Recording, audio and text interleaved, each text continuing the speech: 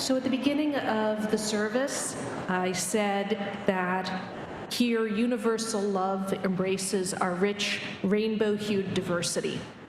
And this moment in the service where we do a reflection is part of that sharing that rainbow-hued diversity. As we share core values like love, equity, justice, pluralism, transformation, interdependence, generosity, but we're each different. We express them in unique ways. We live them in unique ways. And so the reflection time in the service is a point where somebody from our congregation, often a worship associate, but not always, comes up here and talks about their personal spiritual experiences, and the threads of their lives weave with the threads of our lives to create this tapestry that makes the UU-CDC community. Over the years, I've heard people speak about their spiritual lives from all different points of view. I remember one person who spoke of the energy and the hope that they gained by going to Harrisburg and lobbying legislators for social justice issues. I have no gift for lobbying, and I envy the eternally optimistic, because I'm not. But their optimism fed my tired soul that day. I've heard RE teachers speak of the wisdom that they have learned from the kids in their class, and I don't teach RE, but the wisdom of our children is amazing and rich and deep, and on these reflection times we can hear that, even though we aren't teaching RE. For me, as someone who does these reflections, though, there's another side to the equation, and that's the time I get to spend writing them. I think that writing about spiritual matters from your daily life is almost countercultural. I don't know about you, but my life is super busy. I'm running from one thing to the next thing, and I'm trying to remember what I need to do, and there's not a lot of support in the modern world for stopping and sitting and letting the glitter jar settle and thinking about what's really important in the depths of your soul. Our family spent 3 years living in Iowa, and Iowa gets a bad rap as a vacation destination. Most people think of the Great Plains as sort of that flyover region in the middle between the good stuff on either coast. It's best seen from 30,000 feet, kind of a green carpet. But living there is a little like writing spiritual reflection. Only by actually going out and standing in the tall grass prairie do you notice that at this time of year, it's full of goldenrod and asters, and actually they're not just one kind of purple asters, they're like 4 or 5. My garden doesn't run to that many, but I brought the ones I had. Only by standing quietly and letting the busyness settle did I hear the red-winged blackbirds sing. So this time of reflection for me as I prepare for them is a time to let the glitter jar settle, hear my soul sing, and then come and speak that to you. If you have an interest in sharing your story, only by hearing each person's spiritual reflection do we really understand the tapestry that is our community. So if you're interested in sharing as well, I invite you to come talk to me or Chrissy or Reverend Ed or Joe Miller, who I saw a minute ago. Stick your hand up, Joe. Hi, Joe. Joe is our worship coordinator. And the richer and more diverse stories we have, the wiser we are as a community. So thank you for listening to me, and thank you for sharing your wisdom. So my responsibility for today is to explain the role and function of a sermon, and so I'm not sure I can do that. So I may talk myself out of a job this morning. I don't know. I better be careful. So the great long-deceased preacher, Harry Emerson Fosdick, who preached mostly in New York City during his long career, compared preaching to being someone who was on the 10th floor of a building and having an eye drop dispenser, you know, one of those things that dispenses eye drops, or used to, and trying to put the drop in somebody's eye on the ground and hoping that the wind currents or whatever would not sweep it away, and not sure if the medicine being administered was right for that person. And so you see what we're up against.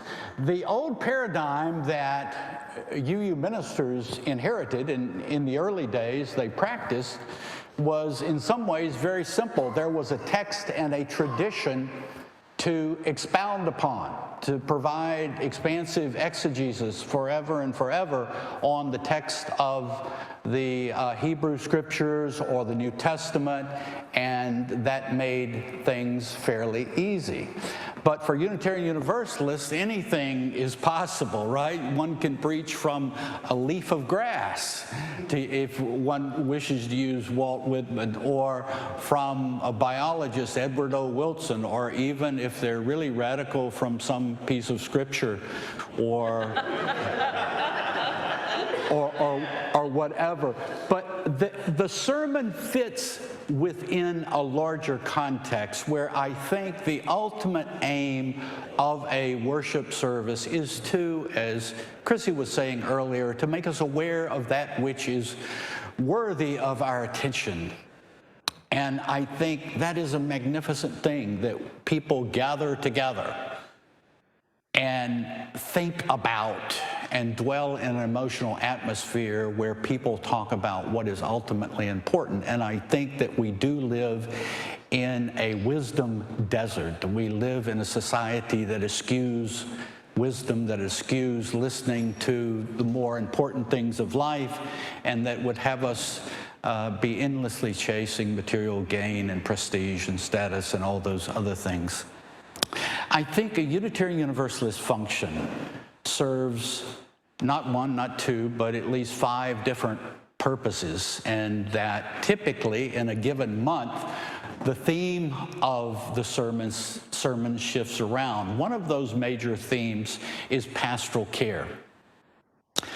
Everybody in here, either directly or in their family or in their extended family, knows someone who is going through suffering, knows someone who is in pain, knows someone who is struggling with something of some kind.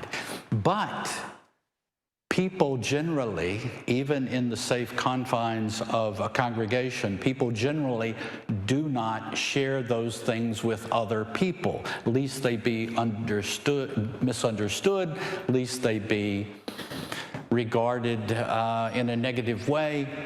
But in a church, in our kind of church, most certainly we provide a space where we can talk about those things that are close to our heart and our mind, and deal with the struggles, the ordinary struggles of life that we are all subject to. And so that is one major theme that a UU minister typically tries to do at least once a month or once every 2 months. Another major theme is social justice, which is totally different. There's always a group of Unitarian Universalists in any Unitarian Universalist congregation who are there primarily because they care about social justice issues. And our society gives us many things to care about, to worry about, to be engaged with. And for many people, or a significant minority of congregations, the people are there because they want to do something that really impacts the well-being of society, helps people in some significant way. That's the whole point of being there, they would think. Another important function of the sermon, I think, is to provide vision, to help people understand we're going somewhere, where we're going is important, and we need to get together to help one another move towards that goal. And yes, we can. Whatever that goal is, we can do it. I need a little water. I'm a little warm. Bear with me. So that is very important. And the wonderful thing about this church is that you are not stagnant. You are going somewhere. And can you sense the excitement that's in this place about its future and where it's going? So during the interim period, there was yet another layer of complications, of things to talk about, and that is to focus on the things we need to do to get from where you were to where you are going to go. And for this church, that was an enormous task. We are still engaged in that task. You had a very successful 16-year ministry. But the minister who is going to come here in April, it's highly likely that person is going to be quite different from the minister you had in the past. And that's a blessing, but it's also a challenge. So you really need to be ready for something new. You need to be open to what this new person brings. You need to cherish what was in the past, but not hold on to the past as the gold standard for everything else that should be in the future. Does that make sense to you? Are you with me on that? Yeah. You're okay with that? Okay. So that is an important thing, and we did things structurally and so forth. I would also say that if you look at preaching in the sermon in a larger context, you're trying to do a couple of things. One is to help people be aware of the unity that binds them all, of the things that they share in common, and to help people be aware of that which unites them, what they share with others, that we are all part of one great family, the human family, and beyond that, the natural family. And to help people be guided toward living in a way that honors that unity. Which brings me to my final comment. One of the great and interesting challenges of preaching, and I do believe it is one of the most creative, potentially creative and varied parts of the whole service, is that the preacher is engaged, for better or for worse, in an attempt to change the consciousness of people. Two, by word and by their presence and by what they do and how they interact with people and the messages that they bring, to help people change consciousness so that they are aware of the things that really, truly matter.